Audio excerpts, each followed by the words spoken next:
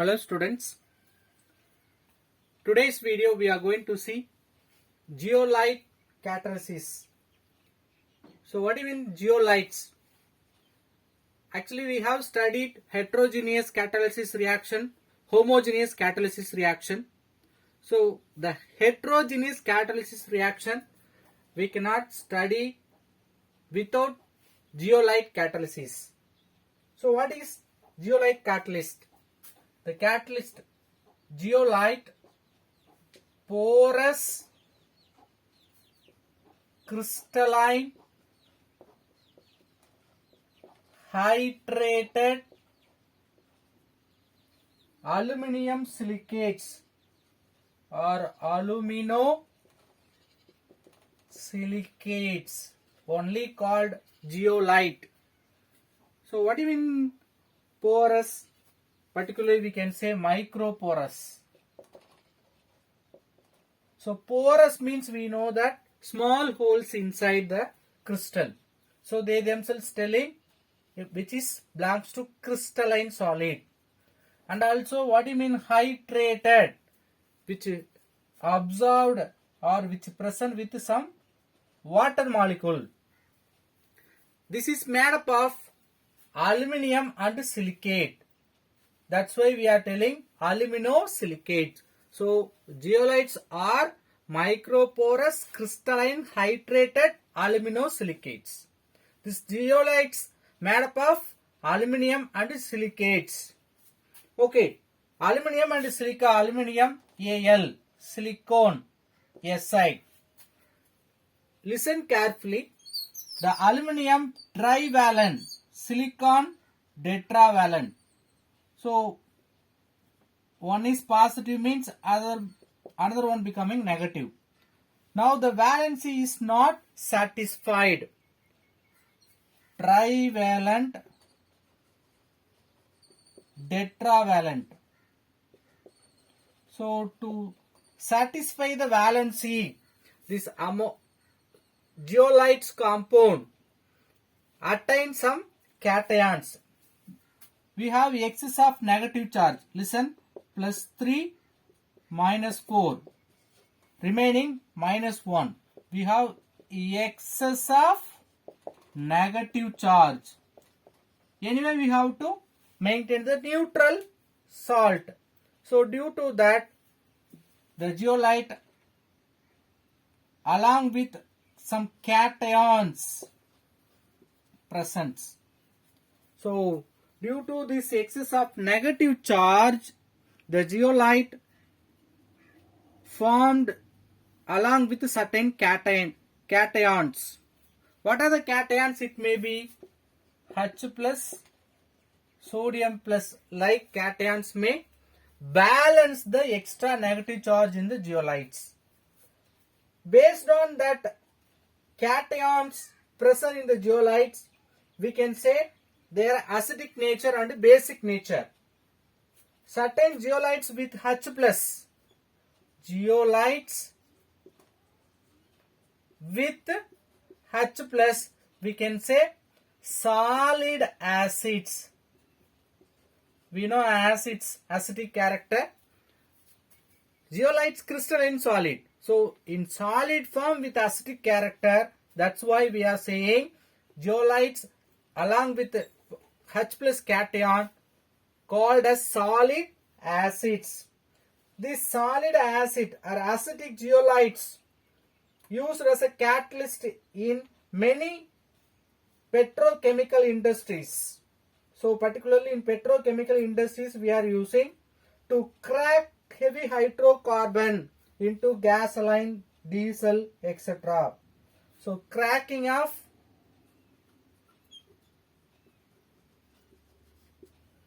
the petroleum product, hydrocarbons, into gasoline, diesel, like its byproduct we can separate. So very important in the petroleum cracking we need the catalyst zeolites. Which type of zeolites? The zeolites with H plus cation. In case the zeolite with Na plus cation means we can say they are basic catalysis. Basic catalysis. So here we can remember based on the cations present in the zeolites which is having acidic character or basic character. The zeolite present along with H plus cation we can say acidic zeolite. Zeolites with Na plus cation we can say basic zeolites. See, zeolites are very important catalyst in many reactions due to their shape selectivity. What do you mean shape selectivity? Reactant shape selectivity. Very important applications of zeolite is nothing but shape selectivity. What do you mean shape selectivity? So we can remember the zeolites porous. So porous means which having small holes.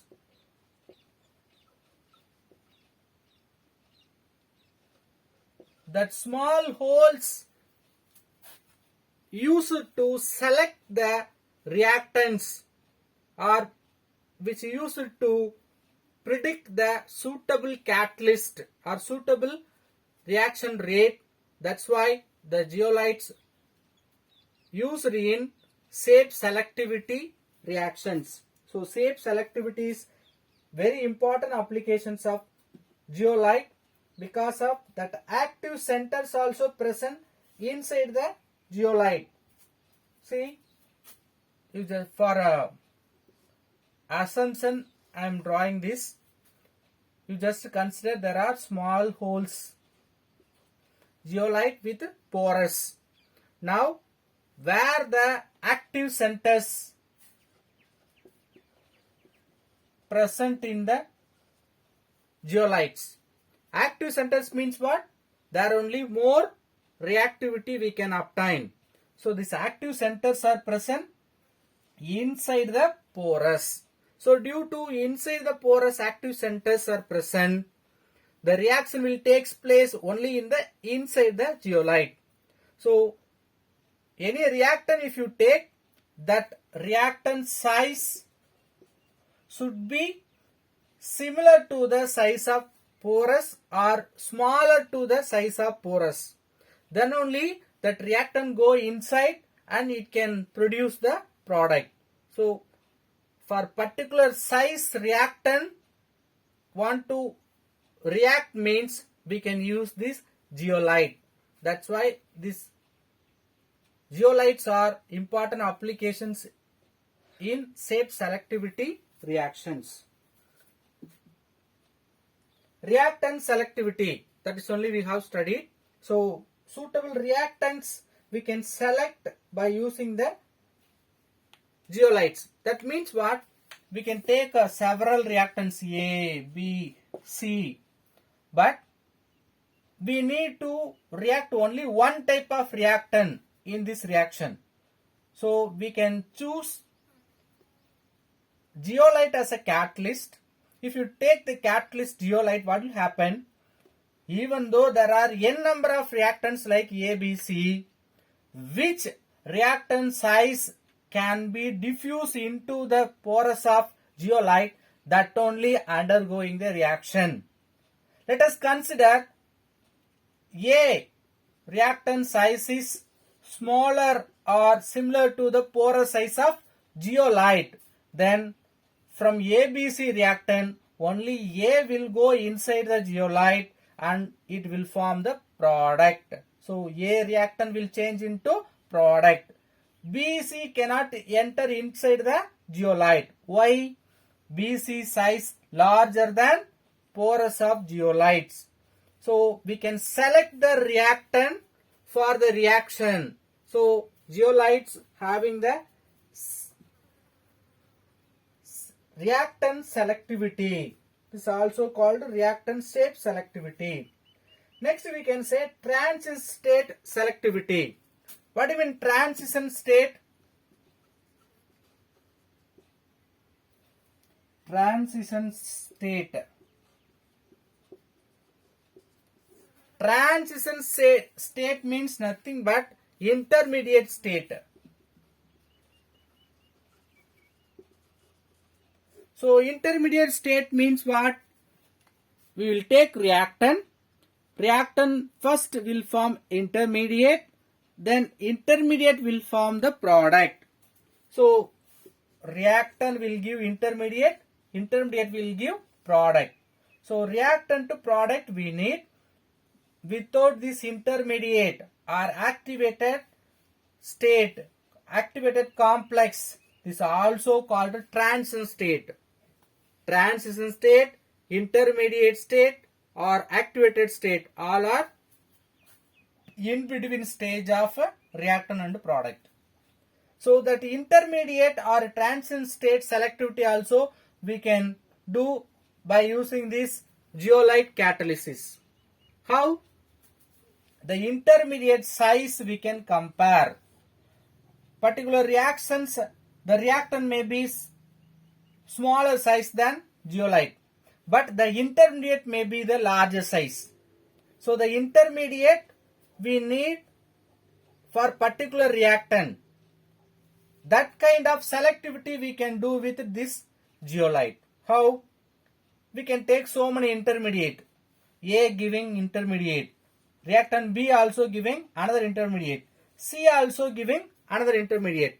Now the B reactants forming intermediate, you know, that only the similar size or lower size than the porous size of zeolite.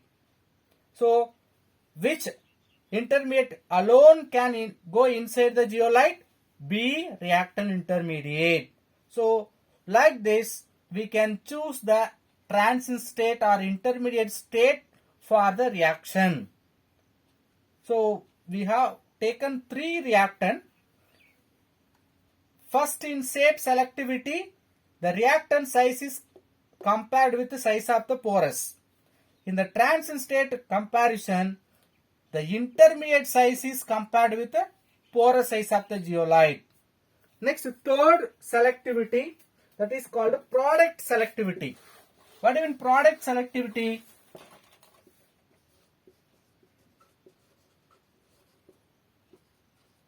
Product selectivity. Product selectivity means reactant formed intermediate, intermediate formed product. Now, the same way we got P1, P2, P3. That means we will get different types of product in the same reaction. Or in different reaction we are getting different product. But we need only one type of product. How you separate? How you select the product? See, out of all these 3, which is having larger size comparison? The first one is smaller, second one also small, the last one is larger size than porous of zeolite. You just compare.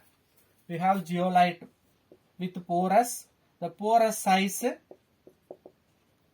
similar or smaller for products P1 and P2. We have product P3.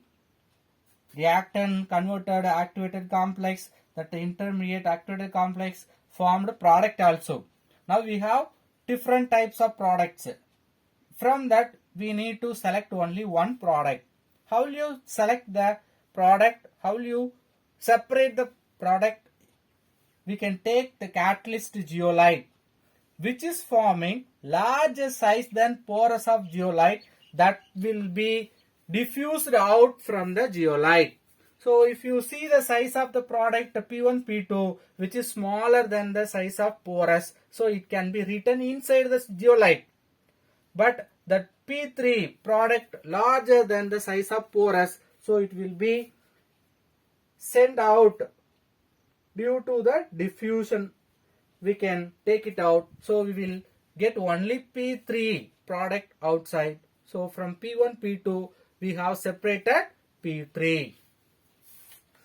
Let us see the other type of other applications of zeolite.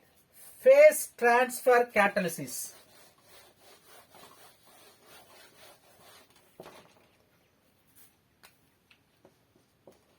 Phase transfer catalysis. So phase transfer catalysis, that means how the zeolite acting as a phase transfer catalysis. Let us consider a reaction with two different reactant. We can say reactant R1, reactant R2. The reactant R1 having some solvent which dissolved in some solvent. We can say organic solvent. Reactant 2 we can dissolve with inorganic solvent.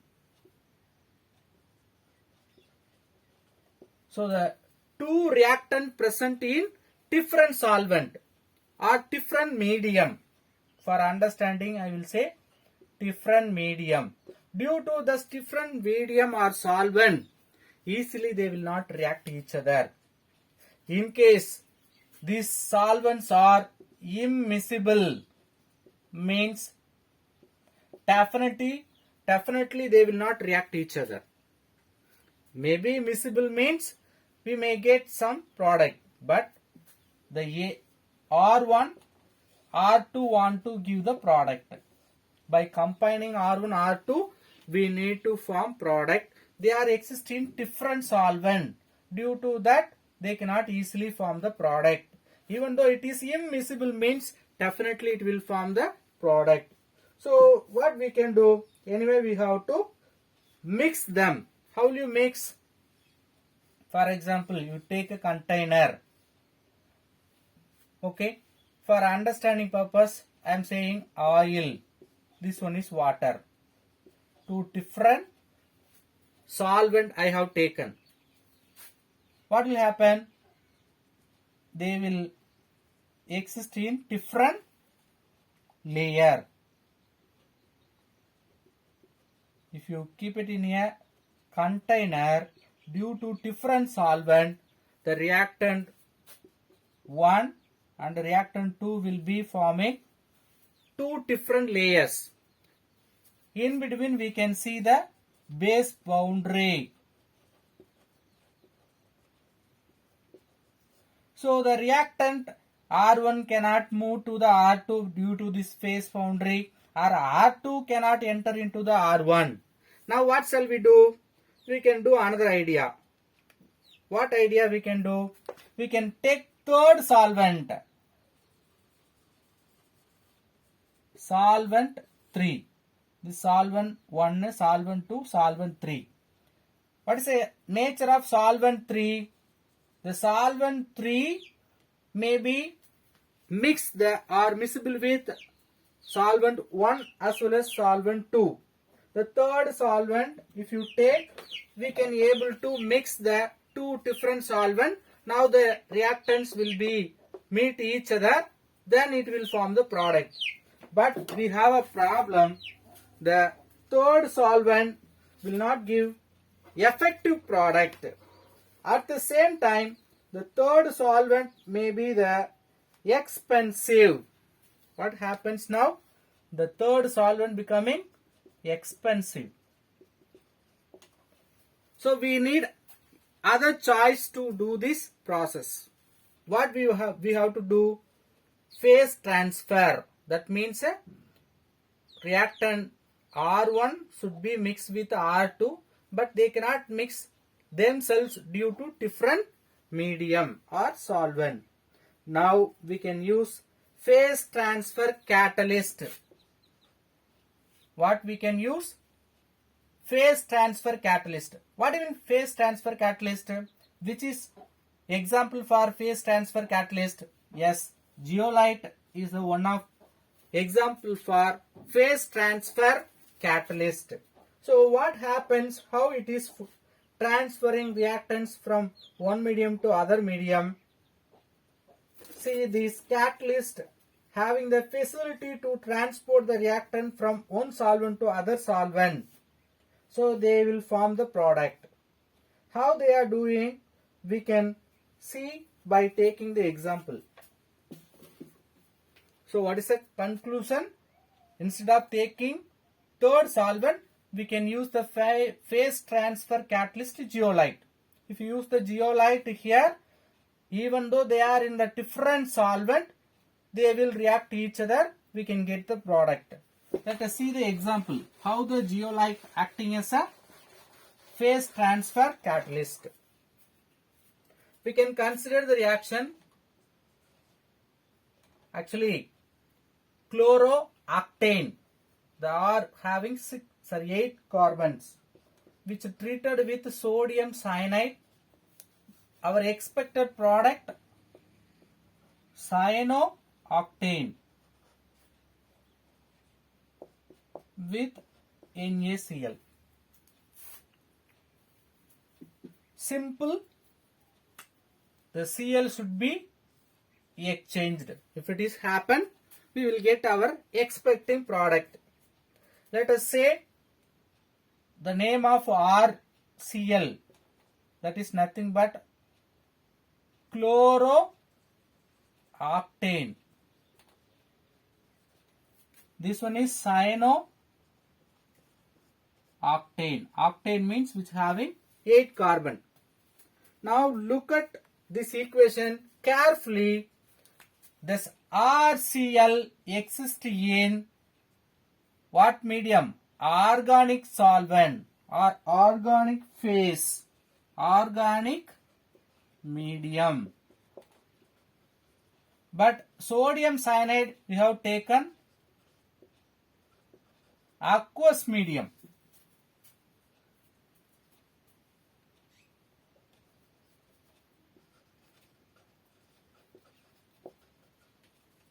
Medium or phase, both are same. So aqueous medium, one type of solvent, there is a water. Organic medium, any organic solvent may be present. They are existing two different phase.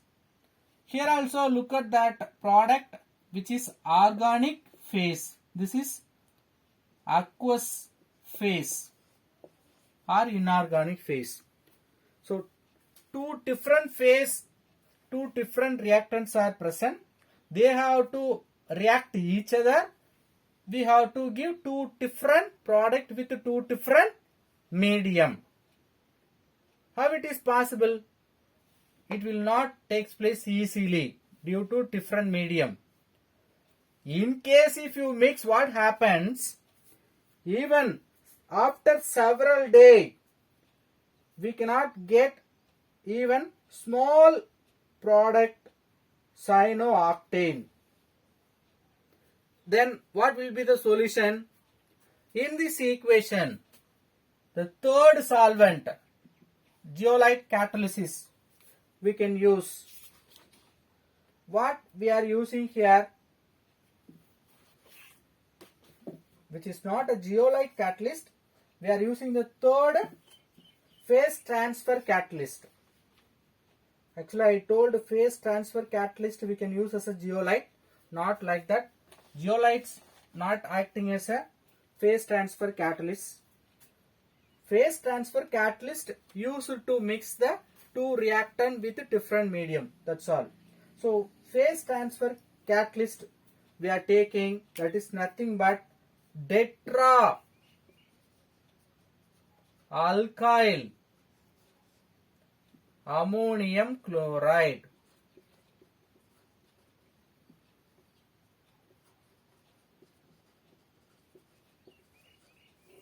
Tetraalkyl ammonium chloride we are going to take. R4N plus Cl minus. Tetraalkyl ammonium chloride, if you add, this is called a phase transfer catalyst. The third solvent we are adding. What is the beauty of this phase transfer catalyst, it will have both hydrophobic end as well as hydrophilic end. So due to nature of hydrophobic ends in the phase transfer catalyst tetraalkyl ammonium chloride, which yield 100% of yield within 1 to 2 hours.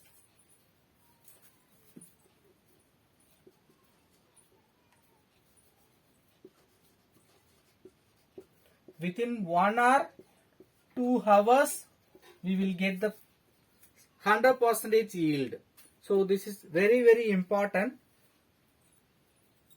If you leave it these two solution alone, even after several days, we will not get any product.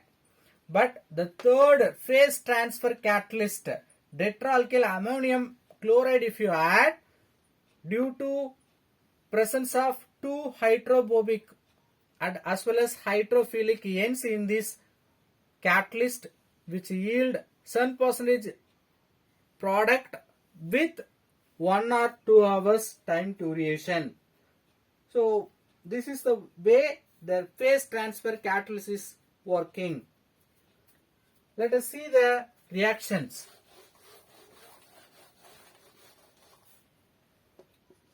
The sodium cyanide, one of the reactant first reacting with phase transfer catalyst. Now what will happen? Aqueous medium, which can act aqueous medium as well as organic medium.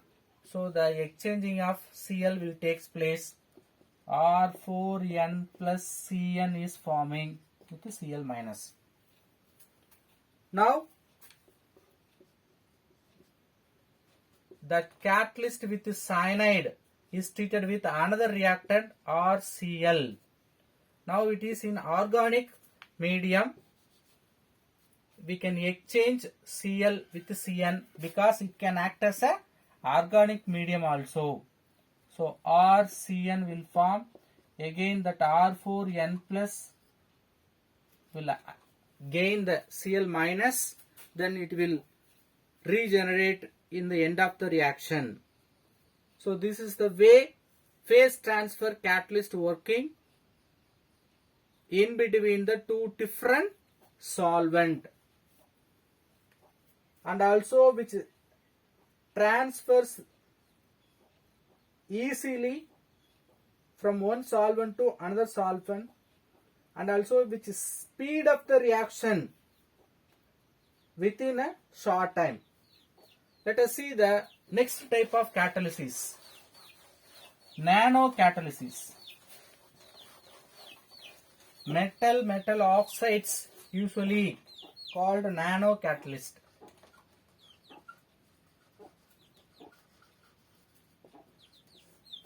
So nanocatalysis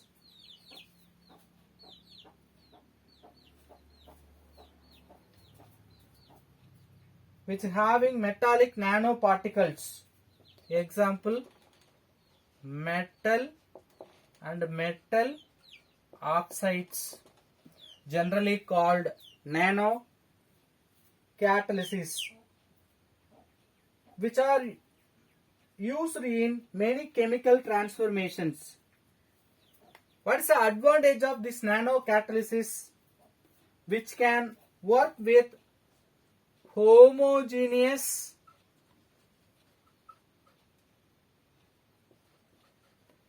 as well as heterogeneous catalysis reaction. So we have studied two types of catalysis reaction: homogeneous catalysis reaction, heterogeneous catalysis reaction. In both catalysis reaction, we can use this nanocatalysis. Another speciality of nanocatalyst, it will give 7% product and also working with excellent yield. their activity also extremely high. High activity. Why we can say it is giving high percentage of yield means they are also called heterogeneous catalysis. So ones which can work with heterogeneous catalysis means it will give the product for homogeneous catalysis also. Moreover, it can be recovered and recycled.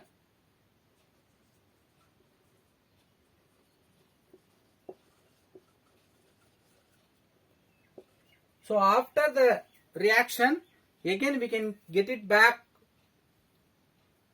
recovered or recycled in the process.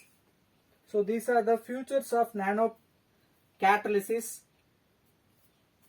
We can see example for nano catalysis reaction. Lindane or hexachlorocyclohexane.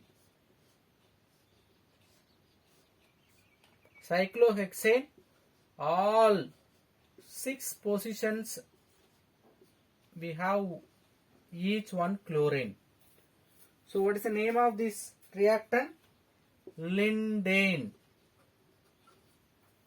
or hexachlorocyclohexane.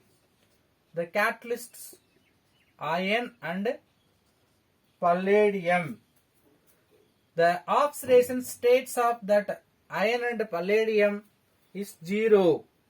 If you take metal, we can say their oxidation state 0.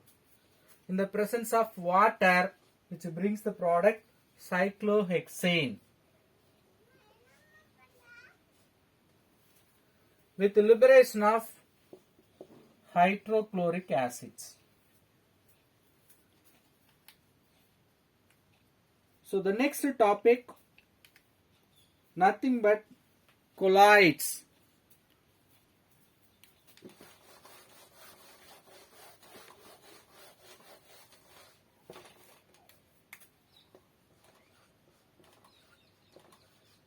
What do you mean colloid? Let us see the history of colloid. The scientist Thomas Cregum did the diffusion process with different solutions like sugar solution,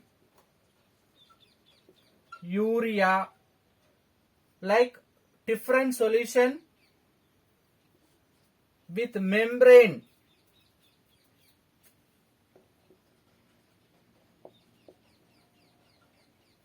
Different diffusions he did with membrane. He could find certain solutions can pass through or diffuses in the membrane. Certain solution could not pass or diffuses the membrane. Like that, glue, gelatin,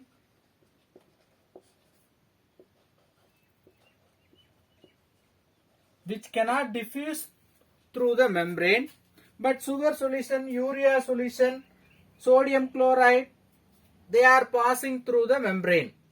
First, tell me what is membrane. Membrane is nothing but which is like a filter with small pores or small holes. We can take that animal hide or cellophane seed, all are example for membranes. Membranes means which having small holes. Even clay pot also acting as a membrane which having small holes.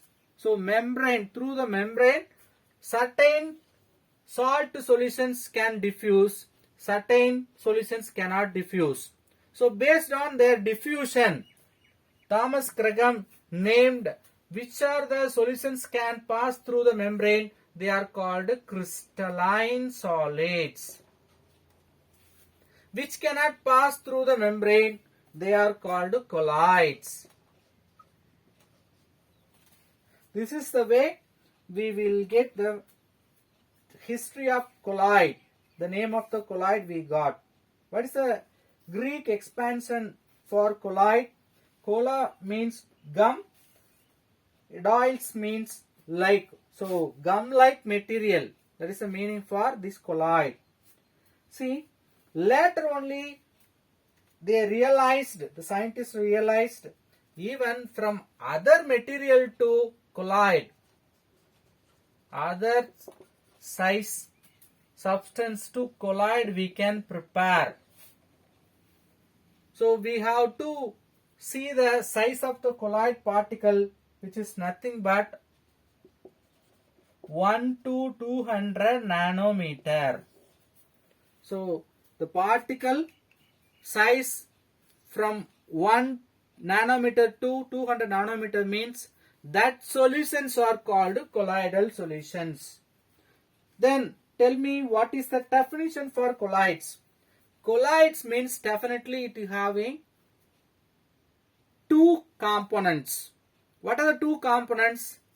Colloids should have two components. One is called dispersion medium. The another one is dispersion phase or particle. So the mixture of dispersion medium and dispersion phase or particle only forming colloids. Let us remember solution.